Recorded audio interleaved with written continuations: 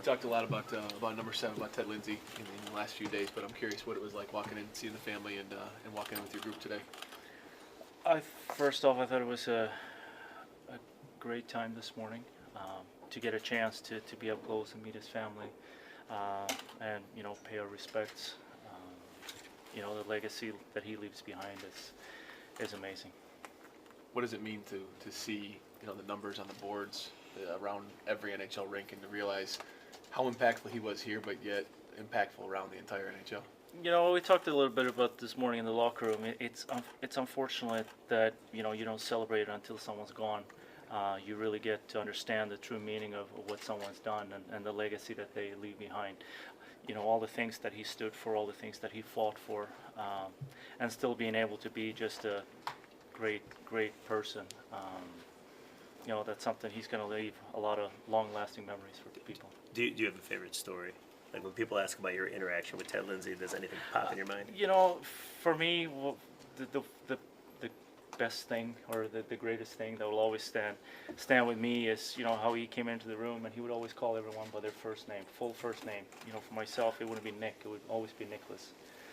And he always took the time to talk to each and every player. It didn't matter if you were Nick Lidstrom, or if you were someone, barely playing. He really took the time to make sure that everyone got their time and made everyone feel great about themselves. I think that's something that's always going to stand out for me. When you were a rookie, what was it like having a guy like him come up to you and talk to you in the dressing room? It felt a little surreal. At the time I only knew, very small pieces of what he had done. For myself at that point, it's a legend and a guy that's got his number retired here that comes in. As far as his other stuff, as far as forming the PA and the stuff with the autism, there's so many things that he's done that you learn over the years. To what extent is he a model for how a hockey player can have an impact out in the community? Well, I think that's something, he, like you said, he made a huge impact in various different of things in life, really, not just forming the PA. He took a lot of heat for it at the time, eventually even being traded to Chicago.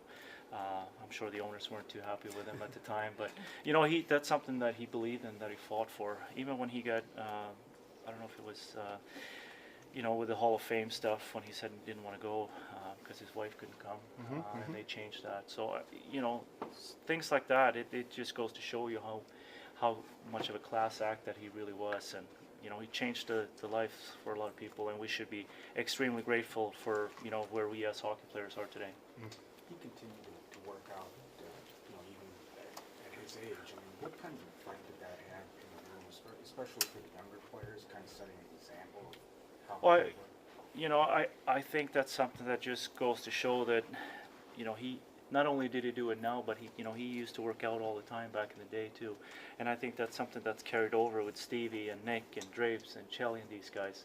It didn't matter. You just went into the gym after every game. It was basically part of your daily life, and he carried that on for even until his deathbed, I guess. He just kept working out, and I think that's why he lasted so long. Thanks a lot, Nick. Thanks. Thank you. Appreciate it.